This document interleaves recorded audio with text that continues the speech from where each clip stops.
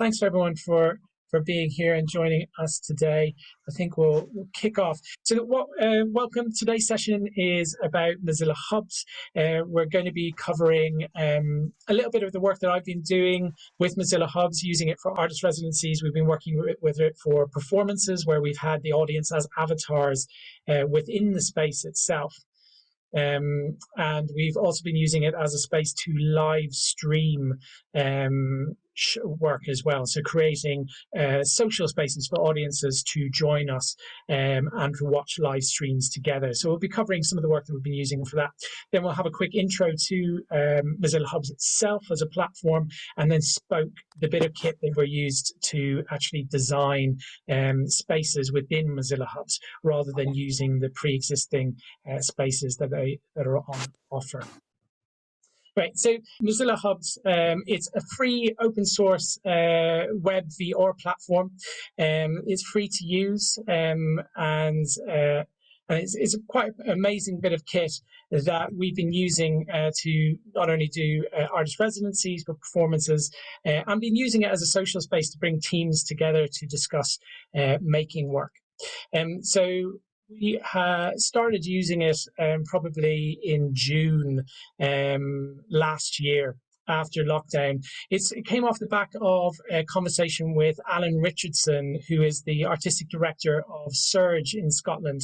So Alan and I were put together by the National Association of Street Artists as part of their session Floy, which For the Love of It, which is kind of a meeting of outdoor artists every year, and we were put together to lead a session on the digital in outdoor arts.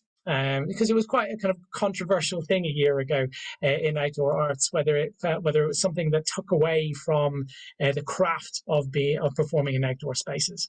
But we were talking about things like geolocated audio and things like that at that time. But during that session, we all started talking about kind of what a digital outdoor arts festival might look like, and all of this was happening before lockdown, really. And off the back of that conversation, Alan and I came together to do an artist residency. The original idea for Neverthere really was to provide a platform for outdoor artists online that after having all their work cancelled. But through conversations with the sector, it became very clear that the artists didn't necessarily want a platform because they didn't feel comfortable in the digital sphere yet. What they really wanted was a community that they could come together and learn digital skills and learn how to bring their practice meaningfully into digital spaces. So that's what we segued into. We ended up doing that instead of a festival with Surge's support. So this was the first thing that we did. It was an artist residency that took place entirely in Mozilla Hubs. So it had a stage space where we had most of our talks, and it also has this. So the way that we organize the sound within the space, when you go into Spoke, you can organize the sound so that you can have spatialized sound, so that you can have little pockets of conversation, or you can set it so that so everyone's voice within the space is equally loud and heard across the entire space. We really wanted a space that was able to have breakout spaces where multiple conversations were happening, and then we could all come to the stage. So the way that we got around that, because if you have really localized sound, then it's a nightmare when you actually want to call everyone together. So we ended up with this idea that when Surge run their artist residencies in Scotland, they have a gong that they hit to get everyone to come back to the same space. So when you actually input media files, you can set it to have different sound parameters to people's voices. So for this, we were able to create a gong with the sound of a gong that we hit, and the gong sounded in the entire space, so everyone could hear that, and they knew it was time to come back to the stage again. So that was the way we managed that. So at the main stage, it was really important to us that we integrated BSL, so British Sign Language, and captioning right from the beginning. So we worked with a really amazing company called Taking Flight, who are an accessible company in Wales, to make sure that that was part of our kind of process right from the beginning. It was a really fascinating experience. It worked incredibly well using the screen share functions and the video functions within Mozilla Hubs.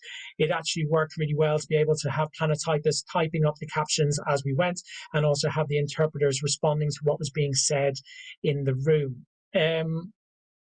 One thing I guess that we did find was that interpreters are there to provide interpretation for your deaf audiences, and it's not entirely fair to throw them into a virtual environment for the first time and have them try and figure out what they're doing, because they're not there to figure out how to use a new platform. They're there to provide access. So if you're looking at using interpreters in these kinds of spaces, just set aside some time to really work with them to introduce them to the space, the way that it works, and then it'll go so much smoother. Because what you have is, when you introduce new platforms to people who don't have experience in them, they go, oh, it's broken, it's not working, we need to go back to Zoom.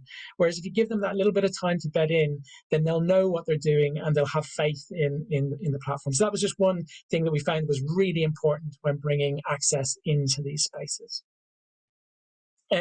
This was one of our breakout spaces. So we actually created a ring of clouds in the sky, because one of the beautiful things about kind of creating these spaces in VR digitally is that we are able to do things that we wouldn't be able to do in normal life. You know, we wouldn't be able to have a ring of clouds that everyone could jump up onto in real life. So we were able to do fun things like that. So we created a breakout space, which was a ring of clouds, and each of them was a little seat that if you press spacebar, you'd be able to click up onto, and then only the people in the circle of clouds could hear what other people in that space were saying. So it was really fun, nice little way to have a breakout room within the space. We also had meeting rooms, so meeting rooms where people could book to have conversations with mentors. So these are links to other spaces. So the way that Mozilla Hubs works is that you have a URL for a room. And a room is your URL, and then you have a scene, which is almost the objects that are within that room. So it is your set for that space. And you can have a single URL, a single room that you can change the set within very quickly just by changing the scene. But we'll come to that in a little bit. But these are separate URLs. So these are links to external other spaces where the participants could go and have a chat. And they were bookable so that they could go and have conversations with mentors that were part of the residency. So there was one at a cliffside, at a campsite.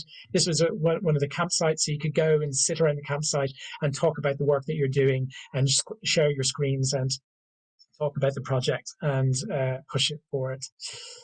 We also had artist studios as well, so spaces that were just theirs where they could stick up videos and images from their process. They could invite people in to talk about it. They could organize conversations with mentors with the whole group if they were working as part of a team. And it was also where we actually did our presentations as well. We also had a tutorial space that taught people how to use Mozilla Hubs, so they went and they could do that when they first arrived. We also had a cinema. So the cinema space was about, it wasn't, the artist residency wasn't about getting people to create work in Mozilla Hubs. It was a virtual arts center where people could come together. It was about providing a space where people could think about working digitally, but it didn't have to be Mozilla Hubs. It was just that the residency was taking place in Mozilla Hubs. So the cinema that we created was actually a cinema space of 360 films. And there was 360 films of dance, completely ones that were animated, and it was just to inspire people how they might think about making work, because this was right at the beginning of the pandemic. And we thought that 360 actually was, although it's been around for a while, is a really interesting format for dance, but also for outdoor arts, because we often direct shows in a very 360 way, because we're used to being outside in these vast spaces where we can have things happening everywhere. So Alan was particularly passionate about introducing that within the residency. So this was one of the dance pieces that was in 360, and you could just move around inside it. So it's an amazing way of bringing 360 content into and being able to display it and build a kind of an environment for us, as opposed to just hosting it on YouTube. It's one really nice thing. So this is one of the artist studios. This was my artist studio. So it was talking about our show Rascally Diner, which is currently going out Without Walls this year. It's all based on a caravan set that we pull into a venue or a school or a community and do a show and inspect food. So this was part of the process. We got some of our creatives together to have a bit of a chat about the set build and what it needed to do as part of the residency. And we actually started to work on creating a digital version of the show, which the digital version, the digital project, ended up being cook along for families that we did at a couple of theaters during the pandemic, so during the first lockdown, maybe the second lockdown as well, at Greenwich Theatre and a couple of other places where it was in character and they were cooking at home, but it was all making a disgusting food right. It was also then a couple of other companies that were there. There was Nathan Jackson and Nick Clark. Nathan is the production manager at Walk the Plank. He was creating a multi-platform project that was really exciting, that took place across the web, that was that he was looking at doing for the big summit happening in Glasgow later in the year. And we had Piff Paff, who were creating a project based on Arduino, and it was all about how to connect people using Arduino. So they created these little boxes that had knobs and different things on it that you could twist and turn, and then there was an identical box that somebody else could be in the other side of the world had, and when you move the knob on your one, the knob moves on the other person's, and when you move the switch moves on the other person's, so that you were able to create this language between you, a way to respond to one another, and try and a language would evolve between the two people. And then there was an artwork that was created online that people could watch that was based on the communications going between the two devices. So this was a Pip Pass presentation at the end of the residency. Again, we brought in the BSL and the captions into these spaces for that. One of the things that I wanted to talk about really quickly was this idea of bringing your body into space, because some of the people that we worked with were clowns or dance or physical performers who were finding it really difficult to figure out how to meaningfully bring their physical presence into Mozilla Hubs or into platforms of that kind. So this is Amadon, they're a company based in Northern Ireland, who actually ended up making a piece in Blender. But actually, I think Valencia is here now, so I think we'll talk to her a little bit later. She's been working on something which is absolutely amazing, using volumetric video to actually bring it live into Mozilla Hubs, which opens up huge possibilities for work of this kind, for clowning, for dance, but also for sign language. I think will be really interesting to explore. So one of the other projects that we've been using Mozilla Hubs for is for another project with Taking Flight, which happened off the back of the residency, and we wanted to. We didn't initially think it was going to be around Mozilla Hubs. We were just looking for how to create accessible rehearsal and performance spaces in VR. And we started looking at Games Engine, and we started looking at different ways that we could work together and try and bring a theatre show to life.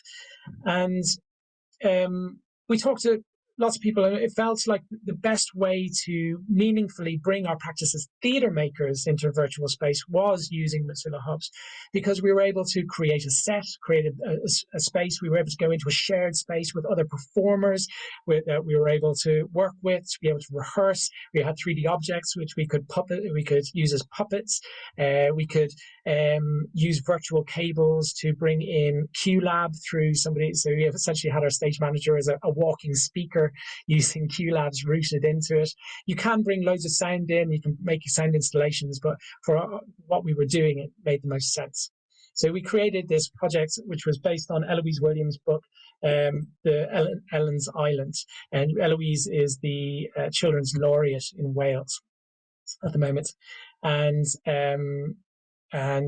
it's an amazing story. And we created just the first kind of 10 minutes of it, really, starting in Aberglad, this town in Wales on the coast. It's a beautiful castle over it. What we did was to try and keep the triangles down, to make it not too complicated a scene. We actually went for these kind of layered 2D objects. So we went for these kind of created from paper these bits of scenery that were 2D that were then layered to create a sense of depth, mixed with 3D objects, so that we were able to keep the polygon count down, which meant that users were able to log in on mobile phones. Because that's one of the amazing things about Mozilla Hubs, is that you're able to log in on a computer, a PC, a Mac, on a phone, and on a VR headset. And one of the lovely things about being on a VR headset means that you have hands. And as an actor, that's brilliant. So that was one of the things we played with, was, how to look at stagecraft as an avatar, having hands. How do you emote? How do you manipulate your avatar to kind of create a sense of emotion? Again, access was a really important part of it. You'll see on the sign on the left here that there are 2 spaces, and those spaces were for captions and for sign language. And we were really keen that we didn't want the access to get in the way of the avatars moving around the scene. And I'll show you later, but there's this function that if you hover over either of those videos and press spacebar, there's a magnifier glass that comes up. And if you click those, it essentially sticks the video to the avatar at the waist. So they are able to wander around the scene as much as they want, and they'll always have the captions for the show or the sign language built into the experience. So that's a great way of just thinking about sign language and captioning as part of your experience. We did think about other ways of doing it. So this functions on a screen share of the BSL interpreter. Which means you can only have one screen in the space. We did look into could we clone that video and have it in multiple parts of the room? But that required us to look into live streaming into the space. And we found that there was a delay of about 20 to 30 seconds using live streaming of the interpreter, which just meant that the deaf audience were getting the performance 30 seconds behind the hearing audience, which just didn't work. So we found like the best way of bringing an interpreter in is using the native live video share as part of Mozilla Hubs, and then pinning them within the scene. And we'll talk about pinning a little bit later. Pinning just means that the audience then can't move it, because that was one of the things that happened in our audience residency before we kind of fully got scripts with Mozilla Hubs, is if you'd put the interpreter up and you hadn't pinned them, sometimes people would be using their mouse to navigate around the space and accidentally click on the interpreter and then throw them across the room, which wasn't great. We also did some touch tours. So touch tours, we don't know what touch tours are. They're often where we'll have visually impaired audience members arrive at the theatre before the show, and we will then have a touch tour, so they will have fabrics of the costumes that they'll be able to touch, so they can get a sense of what the characters are wearing. Sometimes we'll have the characters there so they can speak, so they can hear the voice and associate it with the right person, and also touch the set so that they'll be able to have a visual, have an idea of what the set looks like in their mind before the show begins. So it was important for us to be able to think about this within VR as well. So what we did with our visually impaired audience was we sent them out a touch tour board prior to the experience. So we had 3D objects on a board that we sent to them, dots next to the 3D objects, so that they were able to find the dots, number one, brilliant, and then them feel the object next to it. We tried this in 2 different ways. There's a spectator mode for Mozilla Hubs, which essentially allows you to have a much larger audience. You can really only have 25 people in a space in Mozilla Hubs. There are lots of ways to get bigger audiences, which we'll cover a bit later. But spectator mode is one of them. And spectator mode essentially means that the audience don't have an avatar in the space. What they do is they see it through a cameraman's eyes. So you can set somebody within your group as being the live stream mode, and then everyone in the lobby or in spectator mode sees the experience through that person's eyes. We initially tried that because we thought that would be easier rather than asking somebody who's visually impaired to navigate around the space. But what it does is it means that they can only communicate with the person leading the touch tour through the chat. And it means they can't go, oh, I'm a bit lost, actually, where on the board do I need to be? And we found that that was a bit of a barrier. So actually, it made a lot more sense for the visually impaired person to be inside the experience as an avatar, and that means that they were able to have a discussion with the person leading the session going, oh, where am I meant to be on the board, or what am I touching? And that worked incredibly well. We got some really nice feedback, and they really valued it. We found it very valuable to get a sense of what the scene was like through that touch tour. One of the things we found as well with it, we really enjoyed that adding texture to the scenes with pictures that we're able to texture lay on top of the pier, for instance, or having that 2D set. One of the things we really played with as well is the size of the avatars. So it's very easy to make your avatars bigger or smaller using commands within the chat. So you can have / grow, and then you can grow your actors so that they're a little bit larger than your audience, which worked really, really well just to make your actors stand out within the scene. We actually tried to do it in more of a promenade style before that, where we actually put prominent positions within the room for the actors to stand on, but they actually ended up being a little bit too far away when they were on top of an object, and they got quite small. We felt it was much nicer just to make them grow a little bit so their actual avatars were a bit bigger, and that worked incredibly well. One thing that we also wanted to do was explore that thing of bringing a body into space that we talked about a little bit before with Amazon, feeling like that was something they were missing in their work.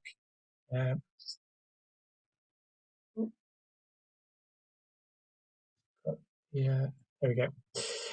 So we're looking for ways, particularly with sign language and providing creative access. So one thing that Taking Flighter actually brings at is really ingraining sign language and captions into their piece in a way that it doesn't feel tagged on. And so we were looking for ways where how can the access not just be in a box at the side that they have to click on, but how can we ingrain it into the experience a little bit more? So what we tried to do was look at how we could bring it in a more creative way. So we used videos of the interpreters or the actors doing sign language, and Mozilla Hubs, you can't bring in transparent videos, which would be perfect, right? You just remove the background and you bring them in as with a transparent background so that they're a 2D actor in space acting in the scene, but that's not possible. Not currently anyway, I don't think.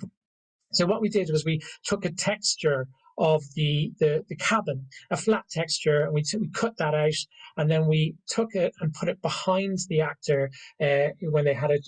We took away their background using, I think he was just standing in front of a white wall, so we took away that, and then we just put the texture of the object that we wanted to put him in front of behind him. So that meant that this was then a video that played where he was able to say, you know, that the storm is coming and it's going to be really bad weather. And that was and it worked really, really well. And it was really nice to see how that might work in a larger experience as a way to bring actors into the space and be able to use their body and to perform as part of a Mozilla Hubs experience. So that was a project where we were actually, you know, bringing audiences in as avatars and taking them through an experience. We didn't create linked rooms like we did for the audience's residency. What we did was we used scene changes. So we changed the scene that the audience were in to move them from location to location so that they didn't have to leave the single URL at any point. They clicked in one URL, they arrived in a space. When we wanted to move them, we just changed the scene rather than changing the room, which was a really great way of leading the audience through the experience. But the artist residency was very different. It was about clicking through different links to different rooms. And both ways of structuring shows within Mozilla Hubs work incredibly well. If you want to keep an audience together, you can use the scene change. Or what you can do is you can link the rooms, but you can only provide the link when you want to. So don't make it a permanent part of the room like it was in the artist residency, but you can actually introduce the link to another space at the moment where they get a piece of information or if they solve a puzzle, and then you can introduce a link, and I'll show you how to do that a little bit as well. So the other thing that I just wanted to talk about very quickly was First Three Drops. So First Three Drops, another project that we did with Taking Flight as part of our research project, was they had a Zoom show that they created during the pandemic. And we wanted to look at how we could create a virtual space within Mozilla Hubs, a virtual art space where we could, they had all these wonderful activities that they would send out virtually to audiences as videos. So we had videos on how to make origami, on how to make masks for the show, how to create a comfy space for watching the show and experiencing the show. So what we decided to do is create a theatre that was open for a week before the show, that audiences could arrive and walk around the space as an avatar and go and do these different experiences, so the origami and the masks. And then at the time of the performance, we just changed the scene where we took out those activities and then brought the actor, all the audience to the main hall of the space where they watched the live stream. So we just used, the show was happening absolutely live on Zoom, and it was just being pulled into Mozilla Hubs. And we did that through Spoke, which I'll show you how to do in a little bit, but you can do it through the native. I think it's probably best to do it through Spoke, actually, so I'll show you that a little bit later. If you are looking, if there's something that you're interested in doing, linking your YouTube and your Zoom, it's incredibly easy. So all you need to do is go to your Zoom settings, click on YouTube on the custom live stream service. Then it'll bring these options within Zoom, you just click on live on YouTube. That will then ask you what account you want to stream from. It'll then bring you to this screen. You just go, is this a public show or is it a private show or an unlisted show? And then it will start you streaming to YouTube. It's that easy. And then all you do is you take this YouTube link and then you bring it into Mozilla Hubs as a video source. So it's a, you know, if you are looking at doing a Zoom show where you're performing within Zoom and you want to create a social VR space for audiences to watch it and have a social space to be able to talk to each other about the show and before the show or do activities prior to the show, it's a great solution for that. Think of it as, you know, almost a secret cinema type experience. You're creating this theatrical environment for the audience to experience the video of your performance. And that can either be a recorded thing or it can be a live performance. So it's quite a nice way of doing that. So I've talked a little bit about introducing bodies into space and how we try to do it, you know, whether we use Blender to create something or we started to take videos and create transparent background or fake transparent backgrounds. But actually, there is a group who have been collaborating in New York and doing some really amazing stuff. Valencia James is here, who's actually the dancer in this project. And I think one of the driving forces behind the Volumetric Performance Toolkit, which is actually being able to pull volumetric video live into Mozilla Hubs. So a real way of being able to bring embodied performance into virtual spaces. And we'd love to for you to talk a little bit about that, if that's possible. Hi. Hello. Hello. Hello. How are you Hello. doing? Welcome. Yes, I was a bit late. That's all right. Kind of early out here. Yeah. What time is it? Is it 8 a.m. there? Yeah, it was 8, and so I was just having, getting my family like sorted and my daughter off to daycare. But yeah, this is just amazing. So thrilled to connect with you all in the UK. Thank you for being here. Yeah, thank you for having me. And then I was just very curious about the process that you all have taken with your explorations in Mozilla Hubs, and but thank you for inviting me to say a few words. I don't have like a presentation prepared or anything. No, that's fine. It was just being able to have a little chat with you about what you've been doing. Just I guess learning a little bit about the project that you've been working on, why it came to be, because I know that you're very passionate about the origins of the project, not just about the digital kind of work that you've been doing. So I guess tell us a little bit about how the project came about, how you brought your team together, and what you've been doing. It would be lovely to hear. Oh, well, thank you.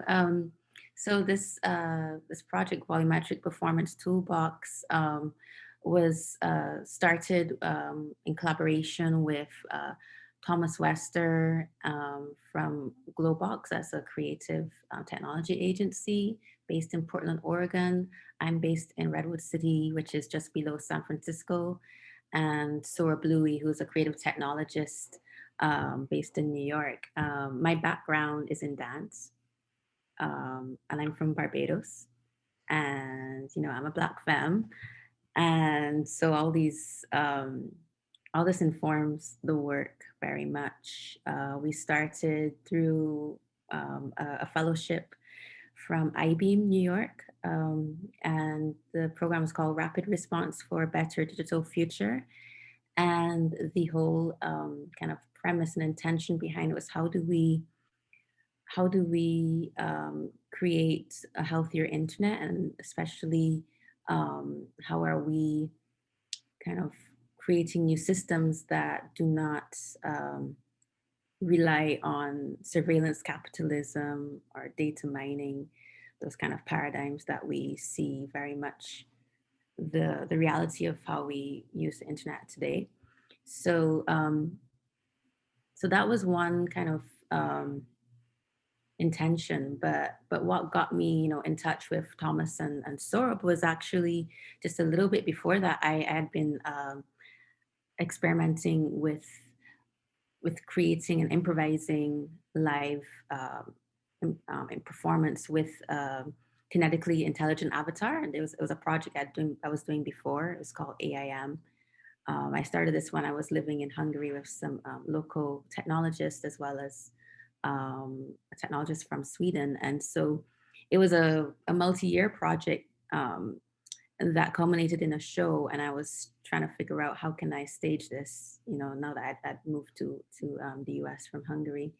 And then just at the beginning of the pandemic, then I realized like, oh, what if I would go into the virtual space with the avatar? Because before we were using just a projection, that was a screen, and then I would be in the studio, and I would be, there's all this weird divide, like a flat surface, and I'm trying to like, I'm feeling empathy towards this this like digital character, but always like I always wanted to find a way how to bring this digital character into the physical space. And I was thinking about AR, augmented reality, and how to use that in a theater. But then when theaters were closed at the beginning and we were in lockdown last year in March, then yeah, it became like kind of clear, like, oh, maybe I should go into the virtual space. And so that's the origin story.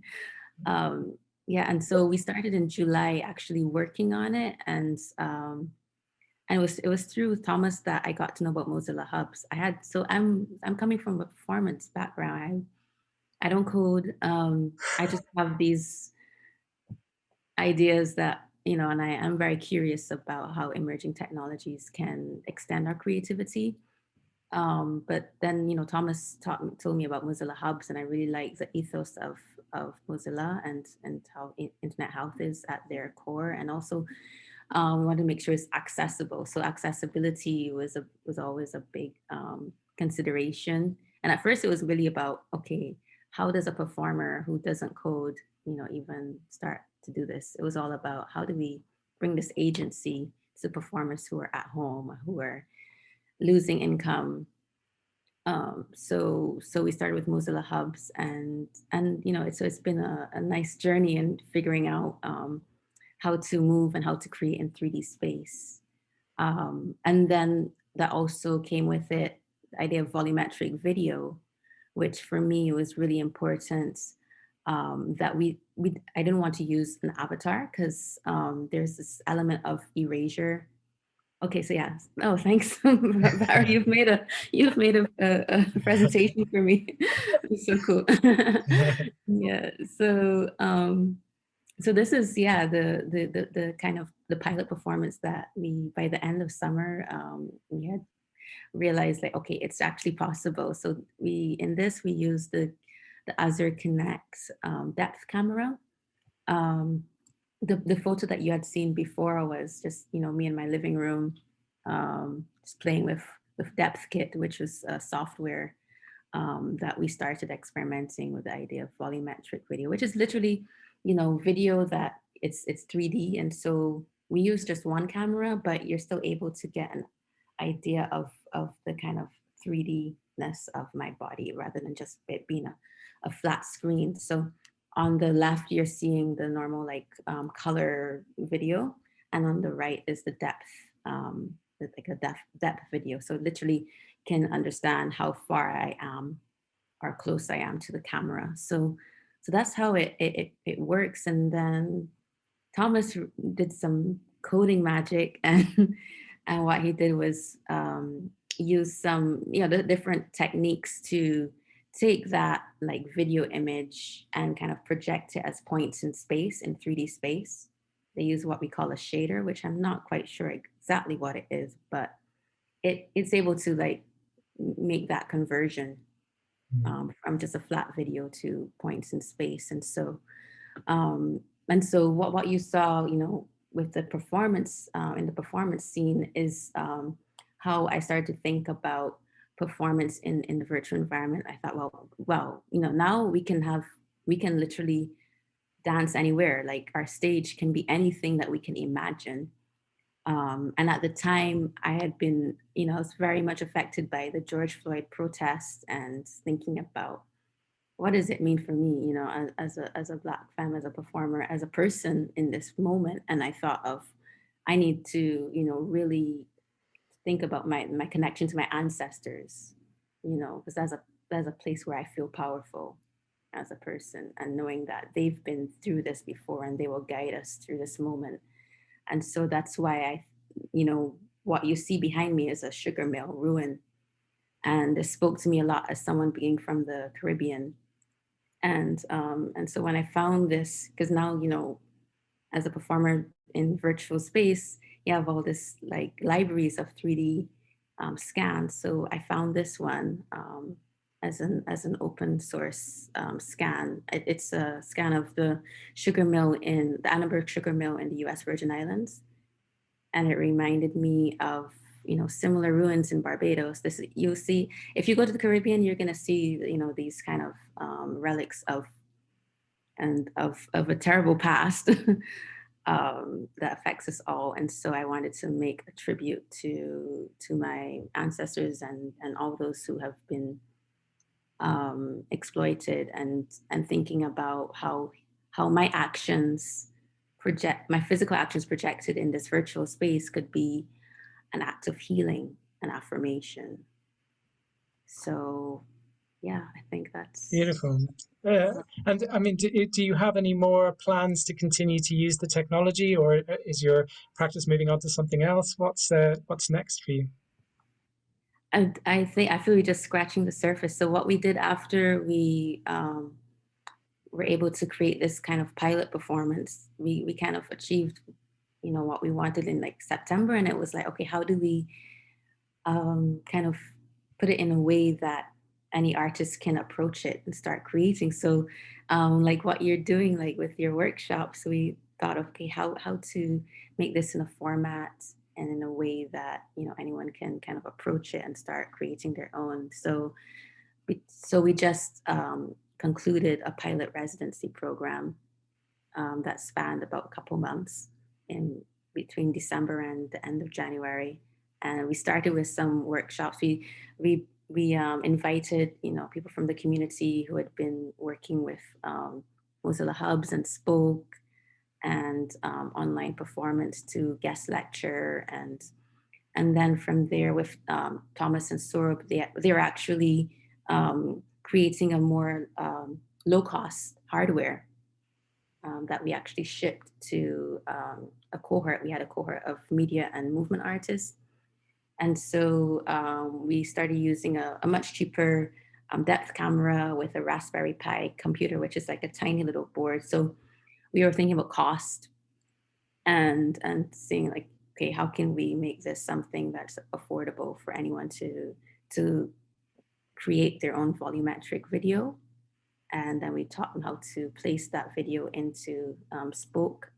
And then we concluded with a little showcase in Hubs. So the idea is like, okay, how can we share this? And because everything is open source, that's our philosophy, is that we need to make this accessible and not proprietary.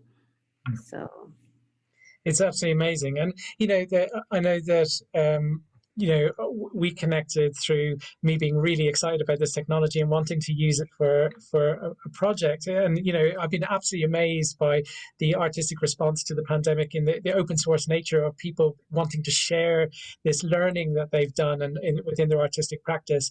So, I mean, is it, if people are really excited by this technology, what's the best thing for them to do in terms of getting in touch or trying to build their own version of the kit that you had, or what's the best way for people to get involved? Well, I'm just putting in a chat, like we have a Medium page where we posted the videos from those workshops. So that's one way to we can access already this work and try on your own. But well, at this point, we're now like just evaluating the program, and we'd love to make more. So let me see, and to get in touch. Actually, I'll put yeah. You can just email us at volumetricperformance@gmail, because we're looking for ways how to sustainably continue making this available. The actual hardware kits, we're putting documentation. Also, if you like to do DIY, you can build your own. But we're also looking to see how we can make like a loan kind of program to get it out there, because not everyone is gonna be able to likes to tinker in that way. So that's, you can get on our mailing list, and we actually still have our performance world open if you want to check that out. We just get the link up. Thank you so much for sharing with us today. I'm sure people will be really excited about it. I can see in the chat that people are already super excited by what you've talked about, and the fact that this is something that they'll be able to access and learn how to do as well, because it just really for performers who it's all about embodied embodying their art. It just kind of opens up a whole new world of being able to perform in these virtual spaces. So thank you for really blazing a trail. Thank you for your interest. Also, Clemence, I see you're already following the project on social media. That's very cool. But yeah, do reach out, and we'd be very happy to it's all about fostering the community. So thank you for what you're doing as well. So I'm really excited to meet you guys. Thank you so much. Hopefully, we're going to continue on with a little bit about Mozilla Hubs. But if you're around at the end and anyone has any questions, then we'll be able to come back to you if there's any questions at the end. Or do you need to jump. You have to go. That's I have fine. something at 9, but cool. But just reach out, via email or anyway. Perfect. Social media. Yeah. Thank you so much, and speak to you very soon. Yeah. Brilliant. It's been super exciting, and it's also, for me, it was so wonderful to see, because it was something that I was just told wasn't going to be possible about a year ago, and then seeing people being able to make it a reality is absolutely fantastic. And with a project that has such heart with it as well. So let's see if we can. Brilliant. So going on to Mozilla Hubs, we're going to now do probably the next kind of half hour or so, maybe a little bit longer, is going to be just on introducing you to the platform itself and to Spoke. And then we'll take some questions at the end, if that's all right. So when you go to hubs.mozilla.com, you arrive at this page. You should, if you want to use it, you should really create an account, sign in. You just give them your email address, they'll send you a link, and it'll automatically sign you in. And that means that everything that you make is on all your rooms and all connected are just assigned to that account, which will make life a lot easier. Then if you want to create a room, so you can use it as your Zoom if you want to. So you could create a room, just click the blue create a room button, and it will take you to somewhere like this. It'll automatically give you a scene. There was a question about scenes in the chat, actually. Let me just revisit that very, very quickly. When you say change the scene, does it mean it's pre-prepared, or do you do it on the spot manually? Now, yes, you do change it on the spot manually, but you would have pre-prepared a set. And the way that you do that we'll show you just now. So when you load a room, it'll give you a scene, which is this one is the gathering hall. If you want to just go into this scene, then you can hit join room. If you want to go in on a VR headset, you just go enter on device. If you want to go in as spectator, so that is you don't have an avatar in the space and you're just watching, then hit spectate. And then the options button can give you more control over what this room does. It's like your settings within Zoom. So if we click on the options, and it takes us across into this, we have our, so that's the enter streamer mode. So if you click enter streamer mode, then the audience who are as spectators will be seeing through your eyes. So you become the cameraman for the experience, or camera person for the experience. And that gives you the chance to essentially turn your Mozilla Hubs rooms into little TV studios, and then you have somebody who's acting as the camera person, and then your audience are watching as spectators, but they're not physically inside the space. And it's a really exciting way to have very large audiences within Mozilla Hubs. To change the scene, this is how you would do it. So that question there, you would click change scene there, and then you would click from a list of scenes that you created. The audience won't notice you doing any of this. They won't see you doing any of this. The scene will just go dark, and then it'll load into a new scene. So it's a great way to move location without having to bring them in to provide new URLs.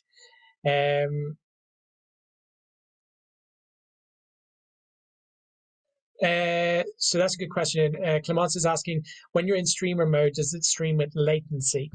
No, I don't think that it does, because you're essentially in the room. So it's all native. So you're within the platform, and then you're watching through that person's eyes. So I'm pretty sure it's fairly immediate, not having that 20 or 30-second delay that you would have if you were outside.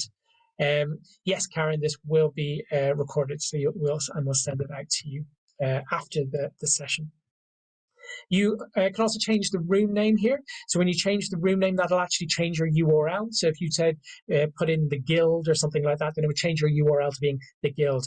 And that's really good, because then it stays in your history, because all your rooms are URL based. Your history is your best place to go through and find your URLs for your different Mozilla Hubs room. You can give it a room description. Room size, it's really best to keep it under 24 or 25 for your Mozilla Hubs rooms.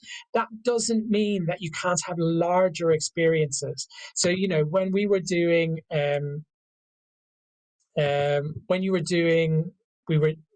when we were doing the show where we wanted audiences to come in as avatars, that is restricted. So you'd end up with very small numbers of audiences that way. But you can create theatrical experiences that are dramatic environments with embedded video, or with one actor leading you through the experience with groups of 25.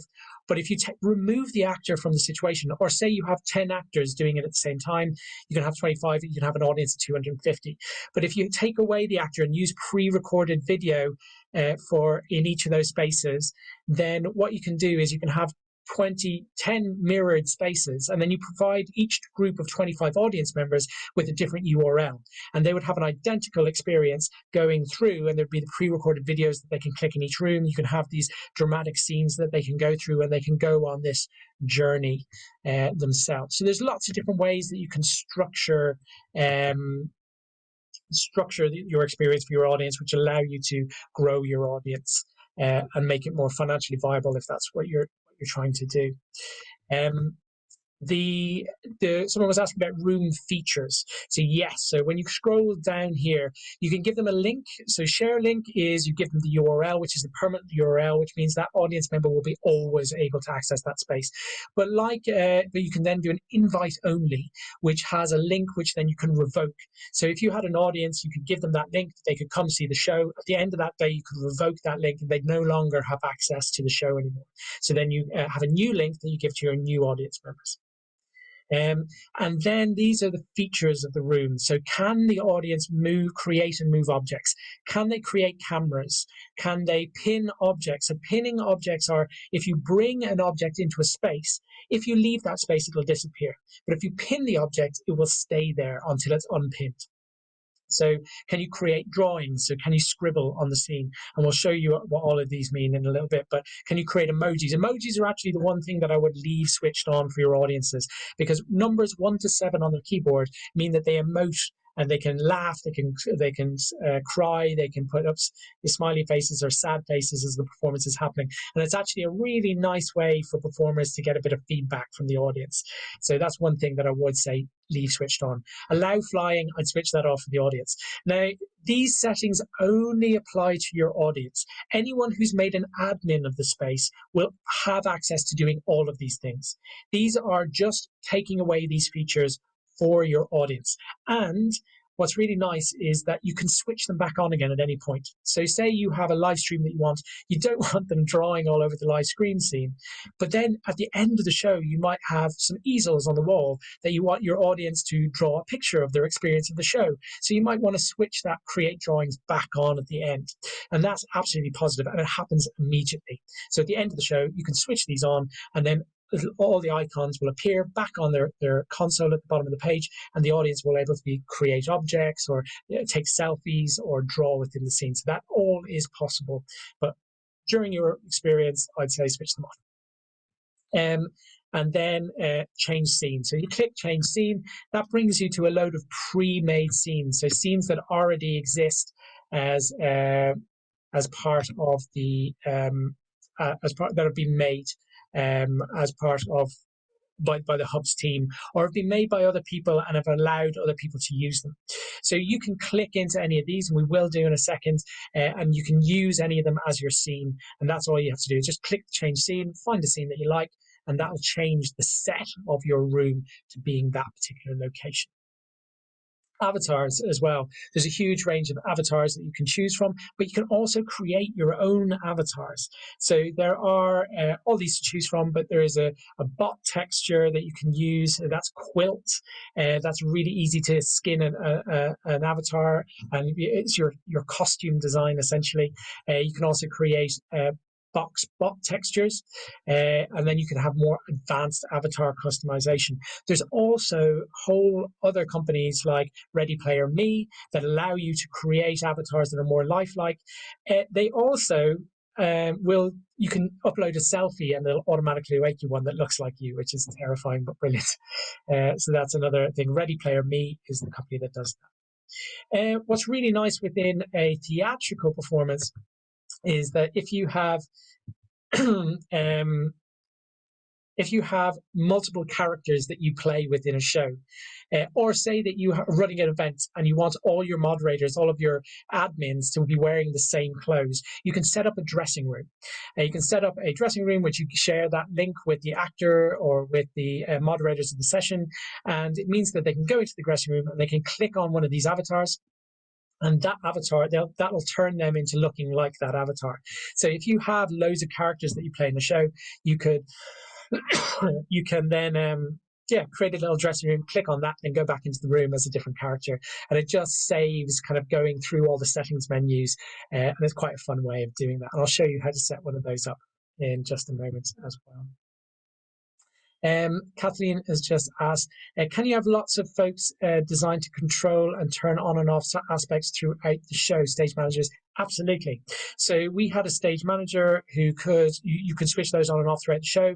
You have your stage manager who changes the scenes throughout the show. All of that works. Yeah, it's absolutely possible.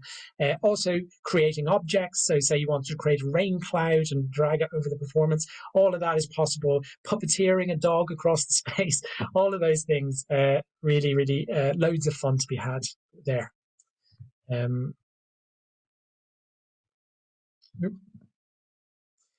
So then if we go back in along the top, you'll see there that you can click Spoke.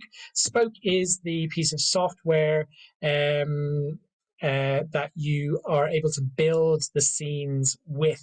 So if you're not using one of the pre-made scenes that Hubs provides you with, you can create something absolutely from scratch using objects that you have created in Blender. So if you use the GLTF file type or GLB file type, then you can introduce it into Mozilla Hubs. Just be careful that it is a low poly count item.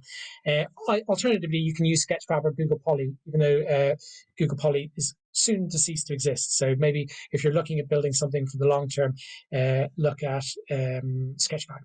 But Sketchfab objects tend to be a bit larger, so just be careful there.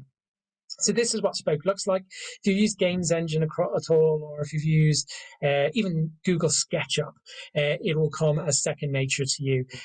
You're able to click down the right-hand side. You can look at so this is your elements. So say you want to bring in a model, a 3D model, you just click model, or you introduce the URL of that model, or you can go down to Google Poly or Sketchfab, just click the item that you want, introduce it into the space, and then just drag it around where you want it.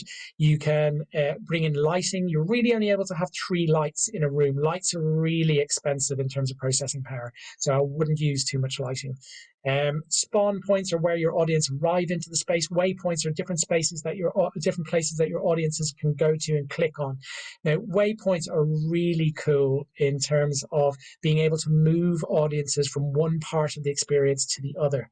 So, and I'll show you a really great example of that a little bit later. But it's also great for things like seats, or like if you want them to get up on a cloud that they can't access by walking, you can put a waypoint. They just hit their space bar, they click on it, and they can transport there essentially. Images and video work is 2D and 360. So if you have equirectangular images, you can bring those in and use them. It's a really quick way of creating VR spaces, is using images to skin the room and then put a couple of 3D objects inside. Super, super quick.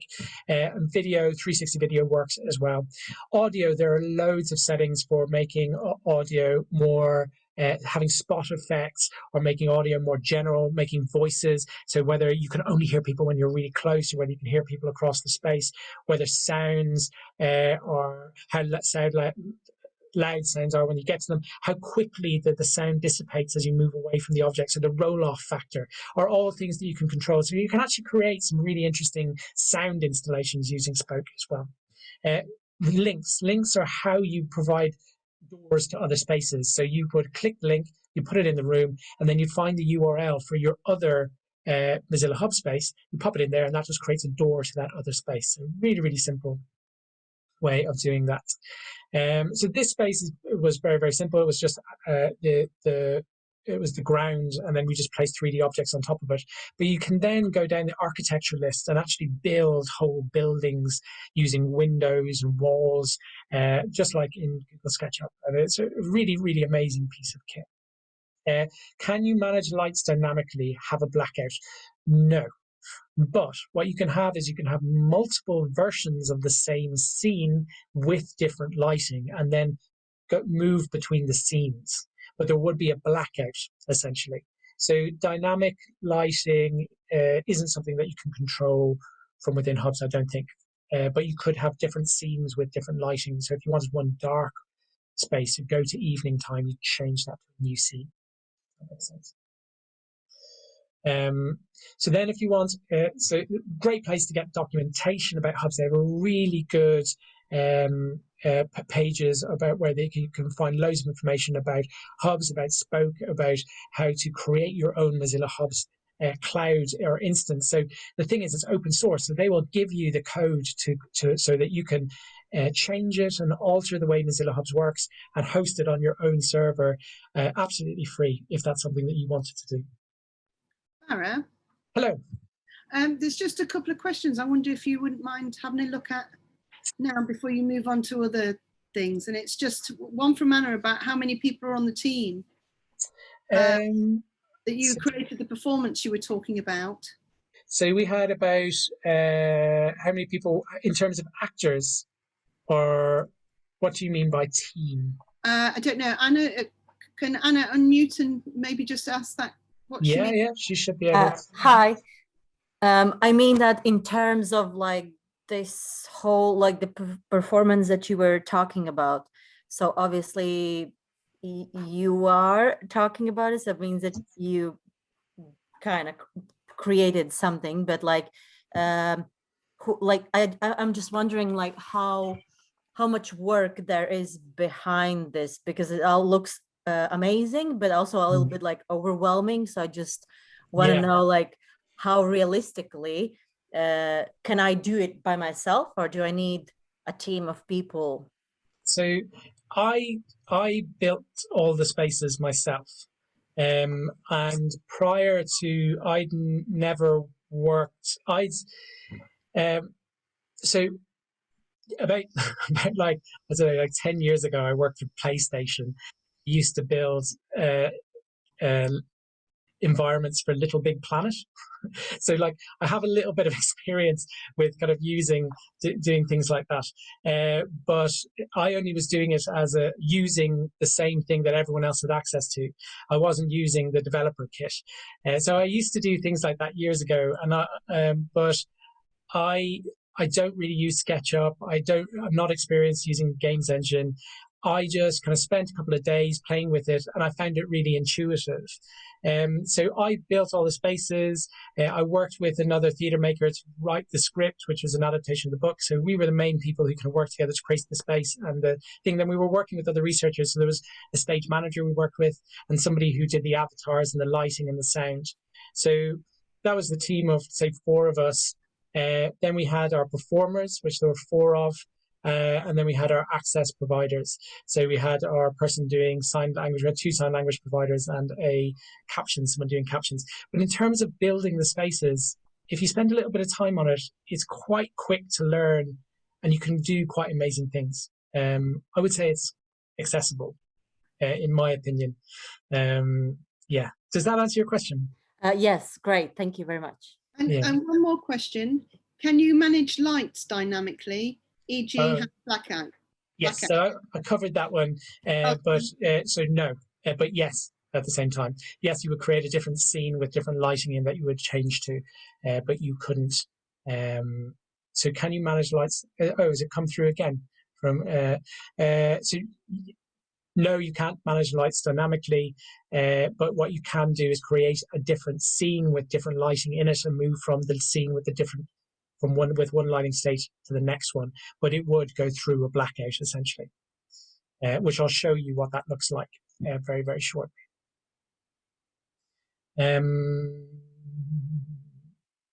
Perfect.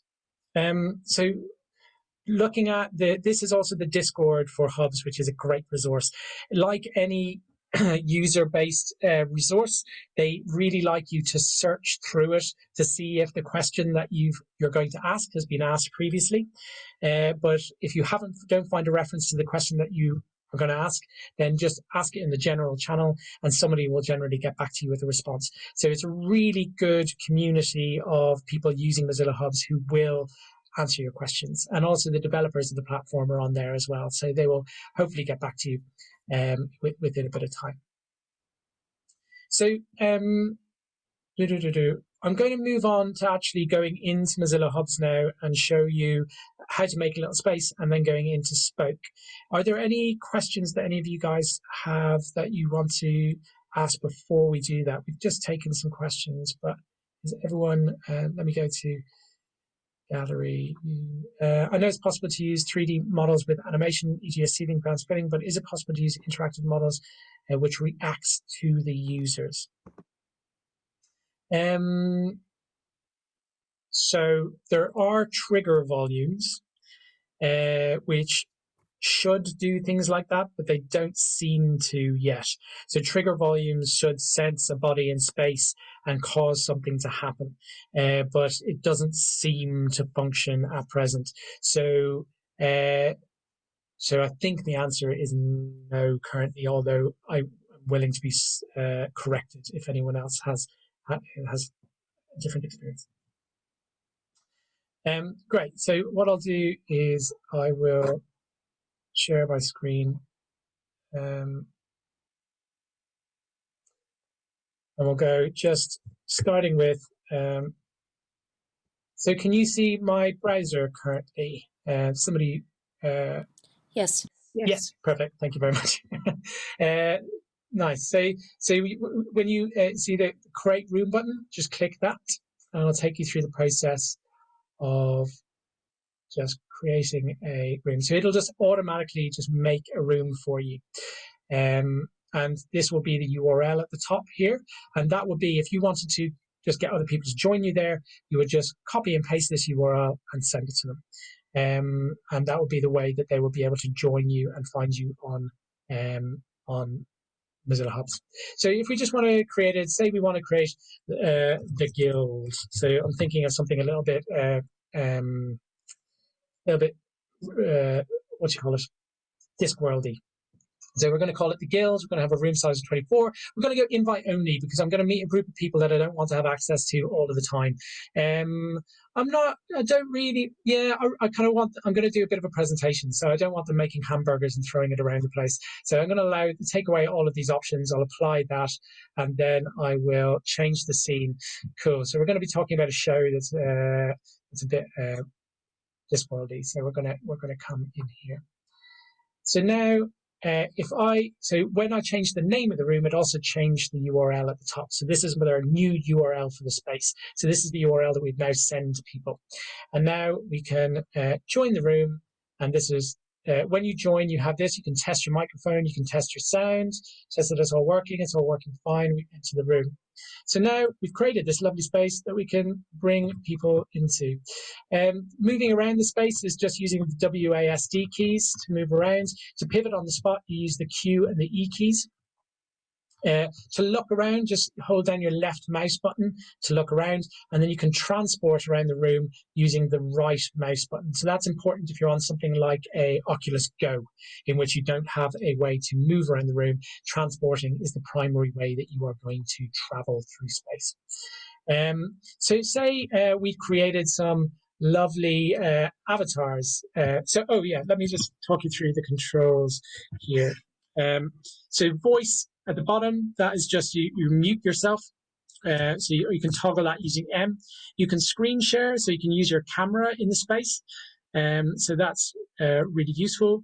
I don't know if it's going to share in because I'm using my camera on Zoom. Oh, it might be. Yeah, there we go. There's actually sharing my camera on my computer. So you can share your video there. You can also share your screen as you would, as we have been doing, or as I'm doing in Zoom right now. You can also then place, so you can have a pen. So I'll show you, if people have a pen, they like drawing all over the place. That's why we take that option away from people if we don't want them to be able to do it. We're also able to introduce 3D models very easily, which is great. So we can bring a nice hamburger in.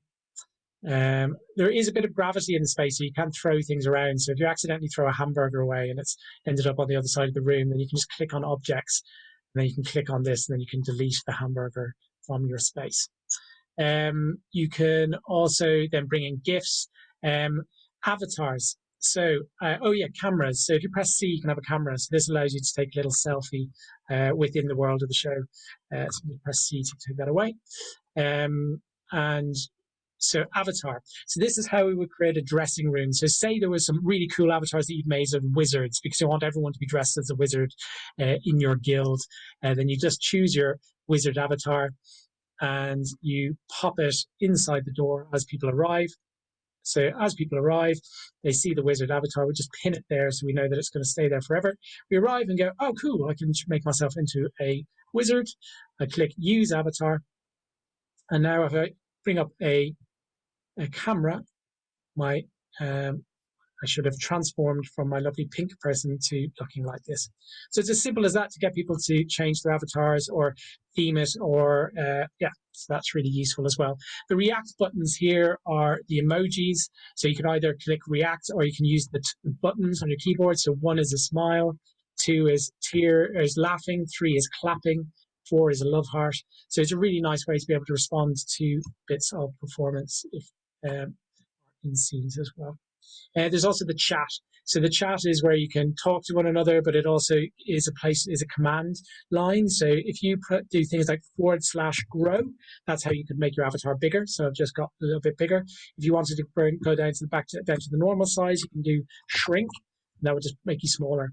So say if you were a stage manager that didn't want to be getting in the way, you can make yourself really small and run around as a very small avatar. Or you could replace your avatar as an object. So when we were doing it, we had a cameraman for the streamer mode. They were what went around the space as a little 3D object of a camera. So there's lots of really cool things that you can do.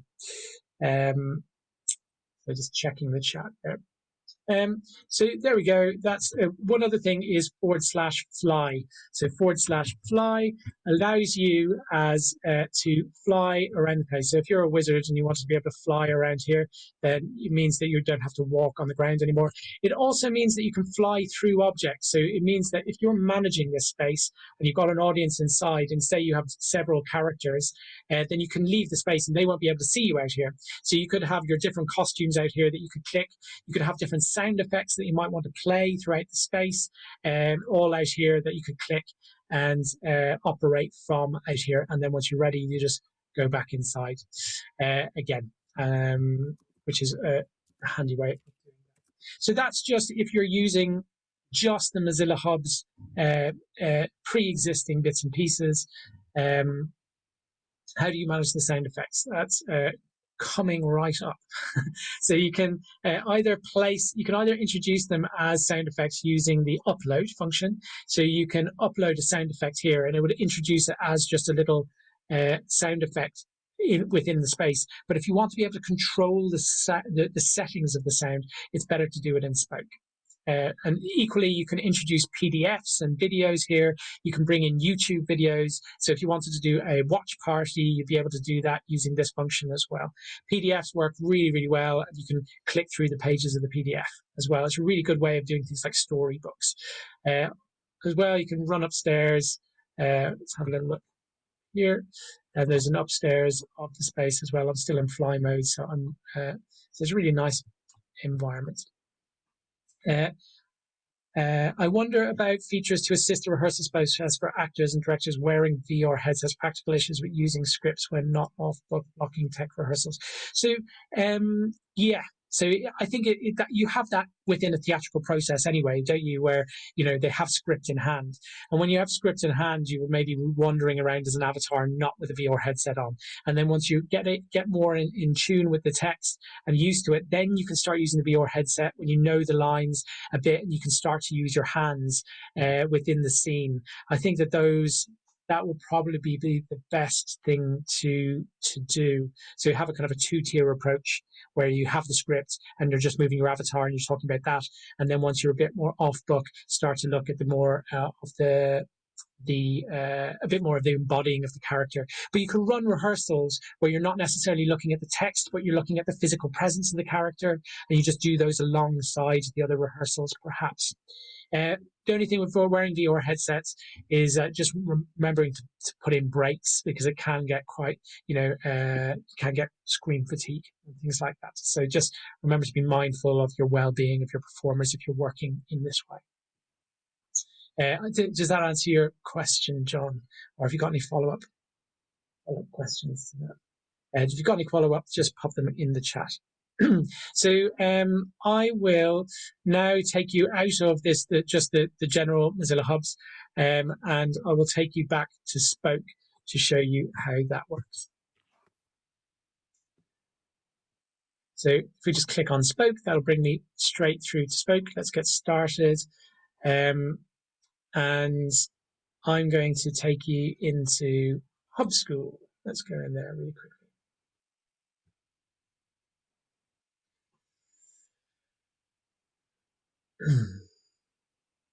Actually, I'll take you to a different space first of all. Let's take you to AppGlad.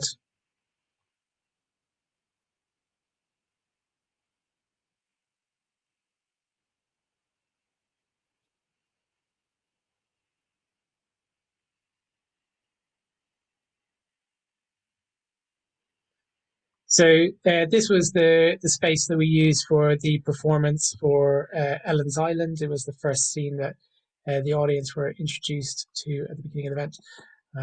My computer may be struggling with doing too many things at the same time.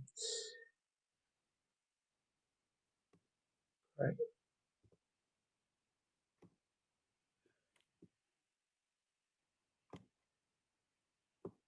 There we go. So this is what it looks like when you're in Spoke. So these are the spawn points for the audience as they arrive. So the audience will arrive in these spaces, looking these directions when they arrive. And you can put those wherever. So that's just where your audience arrive into the space. So these are all 2D objects. So these are just images. When you click on them here, you can move them up and down. You can rotate them around. You can put them in this is an object. These are small objects here. So say we wanted to look at sound, for instance. So we click on an audio and they will see this. Yeah, that's for you. They will see this little object. It was. Oh.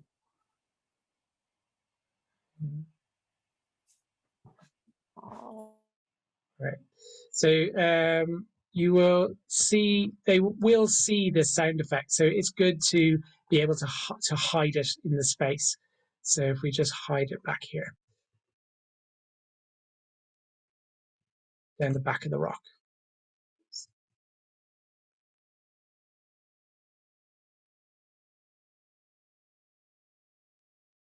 So the audience won't be able to see that. But if our stage manager, for instance, wants to be able to operate it, then he'll know where it is, but the audience won't necessarily see it if we don't want them to. So then once that sound effect's in the room, we can then click on it and look down at these settings here. So these are the settings. Do we want the audience to be able to control, or our stage manager to be able to control it when it's in the space? Do we want to autoplay? So should the sound effect be playing from the moment the audience arrive into the space? Should it loop? So should it just start again when it finishes? What volume is it? What the roll-off factor is? So the roll-off factor is think of it as the roll-off factor is the amount of dB, the amount of like a level that it will drop, and the roll-off distance is how what distance that drop should occur over. So right now it's dropping by a factor of 1 every 1 meters. So as you're getting 1 meter further away, it's dropping by 1. But say we wanted everyone to be able to hear us, so we wanted the roll-off factor to be 100. We kind of our roll-off factor we could leave it as 1. Roll-off distance would be 100. That means that everyone within 100 meters would hear everything the exact same. Or we could do that. We only want a 10-meter radius of the sound all being the same, and then we want the sound to disappear. So that would mean that we put the roll-off factor as being very high. We want it to decrease by a lot after 10 meters. So that's how you can control your roll-off, so your localized sound, if that makes sense. The other settings I haven't actually used that much, but they're the main things that I use to create localized sound or generalized sound within a room. If you're looking to actually do it for voices of audiences, then you click on the room, this one with the little global symbol with the name of your room, and then you can go down for the media roll-off and then avatar roll-off. So that is how it's the media in the room, the sound effects can be done separately, or the media that's introduced even. So it'd be like if you introduce a video into the space, that would be the setting for the media volume, and then you'd have a setting for the audience. What's not possible is setting different volume levels for admins and for audiences, but you do have the option to mute all. And what it does is when you click mute all within Mozilla Hubs, it mutes all of your audience, but doesn't mute your admins. So that's a really useful function if you're wanting to mute your audience at a particular point in the show. So if you wanted to just, this would all be objects that would be introduced into the space as the architecture of the scene. This is your set. So this is you can introduce more objects once you're actually inside the room, but this would be what would be loaded every time that you load the scene. You can introduce spotlights, point lights, hemisphere lights. Again, you really don't want to use more than 3, really. Directional lights, ambient light. These are all your lighting options for creating your different looks as well. Trigger volume, that was the thing I was talking about a little bit earlier, about being able to sense an audience member and trigger something to happen. I haven't really got it working, but I'd love to hear if you have a better time and experience with it.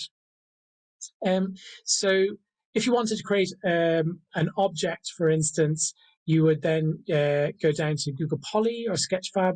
Say we wanted to introduce a car. We just search for the word car, and then we could have a look through the library of cars that are available. And we say, oh yeah, let's have this lovely little blue car. And then we just drop it into the space, and then we can position it.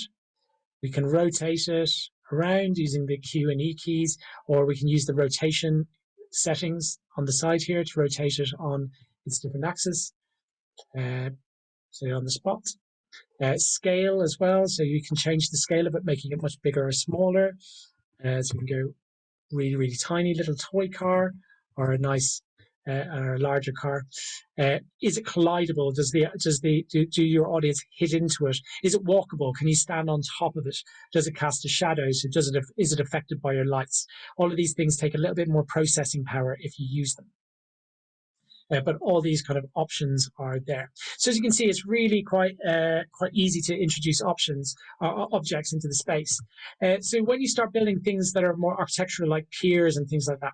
So the way that this is done is, what I've done is I've introduced a box into the space. So I've introduced a piece of architecture kit in to create the pier. So it's essentially a floor block. And then you can bring the floor block into the space. Then your floor block, you can just click on that and you can decide, yeah, there we go. The top material. So is it cement brushed? Is it a ceramic? Is it a plaster? Is it stone blocks like on the pier? And then you can change the scale of it. So it doesn't have to remain in the same scale. You can change it so it's very long or very wide. So that's how we created the pier. But I didn't really find a texture that I liked. So what I did was I found some aged kind of concrete as an image, and then placed it on top of it and just kind of brought it down and sat it on top of the pier itself. So what that means when you just have that happening, it means that it's not quite on top of the object. So you can just change this slightly and just bring it. Oh, that's the wrong dimension. There we go. So we just want to bring it up slightly, and there we go. It's back to normal again. So you can bring textures. Again, this is the same idea. It's a 2D image that we've used just to create a sense of depth there. Yeah. Has anyone got any questions on that, just that little demo of Spoke? Let me have a look at I was wondering, I've got a question from Madeline. If I were to have a singer performing using this software, would they be in the room via video, and then the audience would be avatars? Then there would be scope to have other room scenes for others to act, to make it almost like a festival. Is this right? Possible? Absolutely. So you could create a central space like our audience residency, where you could have links to different performance spaces with different singers, performers sharing their video or live streaming their video into the space, and they could go and visit those different spaces. So absolutely, you could do that. That's exactly how it works. Have you found using image JPEG use less or more processing power than have a project with 3D texture? It seems that images have a less of a processing demand than 3D objects. You just need to be careful of the image size. Because it's a texture, right? So you just need to make sure that it's not too large in terms of its pixel count. But it does allow you to do interesting things. One of the things that we were really excited about in terms of this as a community project was because it's a row of houses and it's kind of made out of paper, was that we'd be able to make, it might be a thing that we could do with the communities that we tour to, would be to get them to create a row of houses, and then we'd be able to swap them out depending on what they created, just as a different JPEG. So we create this, the street is created by the people who are actually coming to the show prior to the show as part of an arts activity. It's a really nice little thing, which wouldn't be possible, say, if we were using a 3D object. Can you please repeat how to place the landing place of the audience? So to change the landing of where the audience arrive into the space is using the spawn point. Now, the spawn point only does one thing, and it's spawn the audience in one place. So you go to My Assets, and you, not My Assets, sorry, Elements, and you go spawn point, and then you just drop it in the space, and then you can rotate it around to be, we don't want it to be rotating towards the ground, we want it to be rotating on the spot. So we can rotate it around to look in the right direction. Now that is then, all it does is when somebody loads into the room, they'll be put automatically into one of those places. Waypoints are a little bit more dynamic, more interesting. You can drop in a waypoint. Now you can use your waypoint as a spawn point, so tick.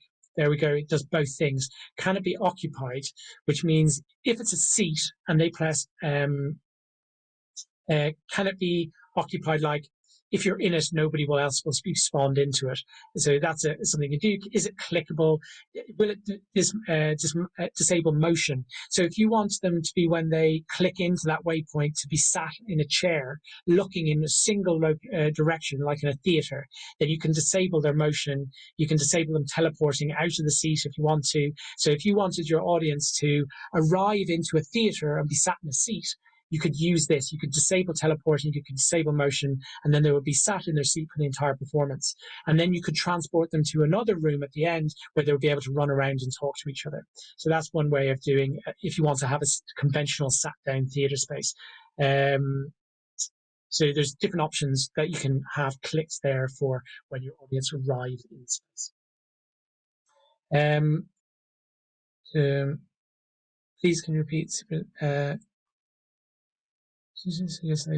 Yes, Sean, there will be a recording. I'll make sure that you get it. Do you have a way to control where the audience is able to go? Yes. So I didn't want the audience to be able to go downstairs. So actually, you can't see it here, but there is an object here. Now, if you go, is it there? No, that's there. So I might have to find it. But actually, let me just create a new one. Architecture kit. I want to create a bit of a wall here. So I want the audience not to be able to go through this walkway. So then I create this bit of a wall. I want it to be a bit bigger, so I make it bigger in scale. There we go. So now it's covering up that doorway. So now, and it's collidable, so they can't walk through it. Brilliant. So now the audience can't go through there, but it looks really ugly. So what we do is we go visible. No. Now the audience can't go past that point. And you can do that. You can create a box that just boxes your space, and that's the easiest way to do it, really. Do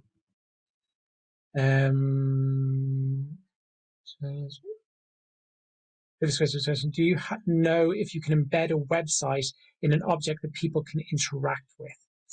Right.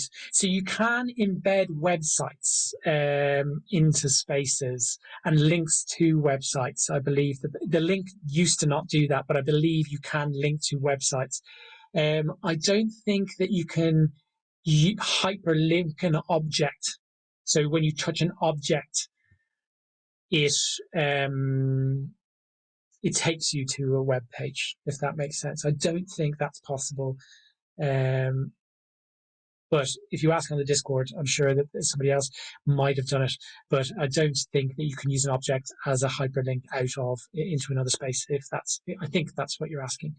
Can the chickens in your scene be animated? Yes. So you can create 3D objects that are. No saving. Great. I can't fly around. Yes, you can animate objects. So there are objects that you would have to create it as an animated object and then bring it in, or you can puppeteer it. So say that you were in the scene So you can't puppeteer it in Spoke because everything moves on a grid. But I'll show you, we'll maybe go into a scene. You can grab the object and then move it around. And you can animate it yourself as a performer. And you can make the performers really small if you wanted to. So the object just looks like the objects are moving around the space. Or you can have arms and legs of a doll moving. Or you can create an animated 3D object and bring that in. So if you just wanted to bounce around the place or move in a predefined motion, then that's something that you can build in Blender. Is there any way where it tallies the size of your scene so you can be sure not to create a too heavy project? Yes, there is. Good question. So when you go to publish to Hubs, so when you go save and publish, it will give you a breakdown of how many, what the size of your space is, your polygon count, how many lights you've used, all of that information.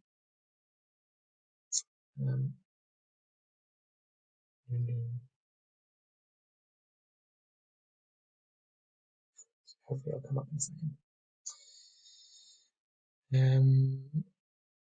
And what it does within this, that it'll show us in a second, hopefully, is it is telling you how heavy it would be for your lowest common denominator, which is a mobile phone.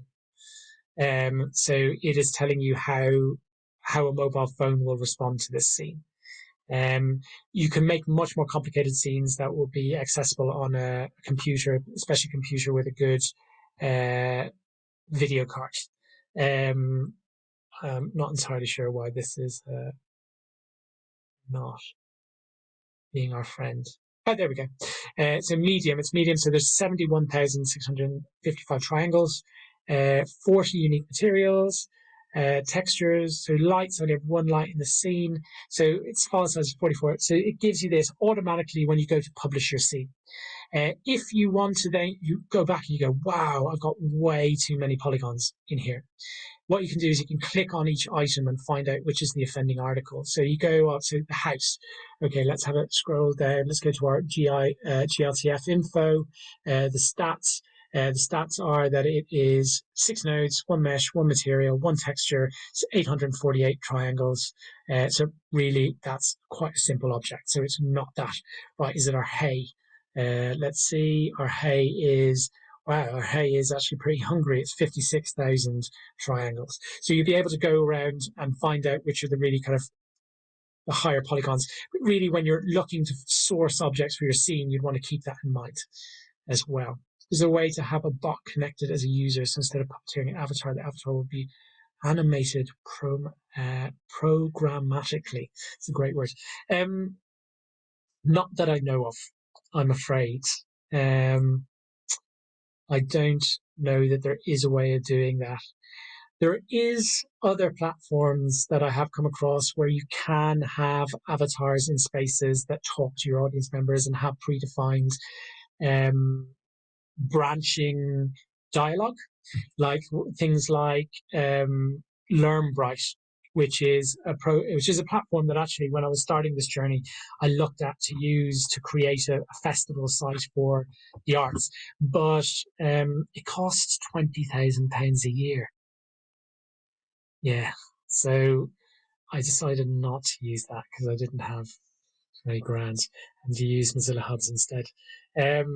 So Mozilla Hubs doesn't have that function, but there are other ones out there, and it's within the realms of possibility. Yeah. Yes, Kathleen, it is very pricey. It's within the realms of possibility that it might be something that you could do yourself if you work with a programmer to build that functionality into Mozilla Hubs. But right now, it doesn't have that function. So what I want to do is just show you another space really quickly, just because it has a really clever function that might be really useful for people creating theatrical experiences or using it for workshops. And it is in the Hubs school. So this is a space that Mozilla Hubs have made. So this is something that you could use today. You can build your own space and invite collaborators into it if you wanted to, or start devising a show based around this room, this scene, if you wanted to. So it's a schoolroom. These are all seats that you can sit in, and you could have a a teacher up with their pen drawing on the board. There are multiple different schoolroom spaces. So here's another one where they're sat around the space. And then there's a lecture hall down the end. Oops, sorry, I'm moving very quickly if anyone's feeling a bit seasick. And there's a lecture theatre space. But one of the things that I think is super clever about this one, is that they clearly initially started with the idea of having a breakout room here, and that you could walk into a breakout room if you wanted breakout room 3, and then you could go in and sit down there. But what they've also done is something really clever, because if you say, what might happen is that you have a global sound effect, global sound setting for your avatars within the space. Where have I ended up? And it's got to be quite large for these ones to function, which means if you're in this breakout room, you're probably going to hear somebody in the next breakout room. So that doesn't work with your sound settings, right? So what they've done is they've created a link to another waypoint. So to link to another waypoint, to another location within the space, you can use the hashtag and then the name of the waypoint. So that means when people click on this door, what it does, and they've done this really clever thing where they've created more breakout spaces out around here, which will have the sound settings won't be affected by anywhere else. So they've created these kind of little spaces that will have their own little sound areas. And it's really, really super clever. So, and they're just copies of those little breakout room spaces. So there we go. And so this person here standing, this waypoint that they've created, as you find, is breakaway 3. So just by using that hashtag, breakaway, the name of the waypoint, when you click on the door, you transport to this location, but you don't ever leave the room. There's no blackout. You just automatically end up in this place. So it feels like you've just gone to the other side of the door. But what you've done is you've actually taken you to a whole other location within the scene that has its own sound area. So you're not hearing what's happening in the other breakout rooms. It's just a really, really clever way of building a space. So you could have multiple little escape rooms around a space, or multiple little one-on-one scenes with actors that you could have around using this functionality, which would not require you to take them out of the scene or send them to another URL, or to have to do a scene change using the change of scene to the blackout. But you could have these other little spaces that you can transport the audience to magically. I just thought that was a really, really clever function that I hadn't seen before. So, really, really cool. So, we are at almost coming up to 2 hours. So what I'm going to do is I'm going to stop sharing for now. We've probably got 10 minutes left until we wrap up. So if there's any kind of specific questions that you have that I can help with or I can answer, then let's do that. And also, we said that we were going to talk to Clemence about some of the work that she's been doing as well. So maybe if we want to start with any specific questions, and then we'll hear a little from Clemence about the motion capture stuff that she's been working on. Would you mind showing us how to do the scene changes? Of course, yes. So this is the artist residency space. So if we wanted to change scenes, say we're in the artist residency space, we would just go to more, and then we go to room info and settings, and then we just go change scene. And then we can go to my scenes, and then we can take them to another place. So let's go to the tutorials. Oh, let's go to Hub School, then I can show you how that waypoint works. So that's it. So it goes to blackout, and then it will come up with the next scene. One thing that's nice during these blackouts is that you can still hear what's going on. So you can play music through the blackouts. So that's one good thing about doing something like QLab and not depending on the room-specific sound, is that you can play music to cover your blackouts. Is there a way to cue those with something like QLab WebSocket, or does it need to be done manually? That's a good question. I don't know is the answer. Yeah, I'm sure there is a way of kind of creating some sort of macro for your computer that will click in the right location and set to do the settings. I don't know is the answer, but it still does seem plausible. So this is this space. So you goes to click to go to breakout room 1. So we go to go to, and then we suddenly just appear in this room, which has its own sound, and that's that's how that works. But that is it. You just go change scene. You go my scenes, and then you choose the scene, the place that you want to go to. It goes to blackout. It'll come back up, and then the spawn points of the new place work. So that's where your audience will arrive in the other location using those spawn points. Chance, do you want to tell us a little bit about what you've been doing? It had a kind of a bit of a resonance with what Valencia James was doing, right? It seems that you're of the same, you're treading some of the same ground. Yeah, absolutely. But with a different approach, which I love as well, the fact that it's not exactly the same approach. So I, just for context, I am a dance artist and a creative technologist, and my work is really at the intersection of those two fields. And I'm currently part of a research project with Goldsmiths University, where we are using camera-less motion capture technology. So those are kind of inertial suits you wear to bring dancers in remote locations into a virtual space. And then when we started this project, it was actually pre-pandemic, and we were looking at using those as tools for choreographing. So you would have let's say 2 dancers in remote locations, bringing them together and see how you kind of use those as a way to choreograph. But since the beginning of the pandemic, obviously we started looking into how we bring them together into the virtual space where the audience can also join. So we are currently working on an open source tool to stream the data, because one of the challenges of bringing remote mocap data together is having this stream of data, sorting out issues around latency, and then you would bring this into the virtual space. So we are building this tool that will be open source and then open to everyone. And then we're going to start looking at how we bring this into VR. I'm quite curious to see if we can do things with Mozilla Hub as well. So how do you kind of animate an avatar that then appears in Mozilla Hub? Because as everyone is probably researching at the moment, there's still this kind of barrier of entry with like traditional VR. So Mozilla Hubs kind of gives that opportunity to allow everyone to join in from the browser. The things that kind of really like from kind of Valencia's approach is more kind of the accessibility approach, because those mocap suits they're terribly expensive. Yeah. And they're also really, really hard to use in any room, because the inertial sensors are very sensitive to any kind of electromagnetism you might have around in the room. So let's say if you have a TV, if you have some speakers around, they might actually really impact the motion capture.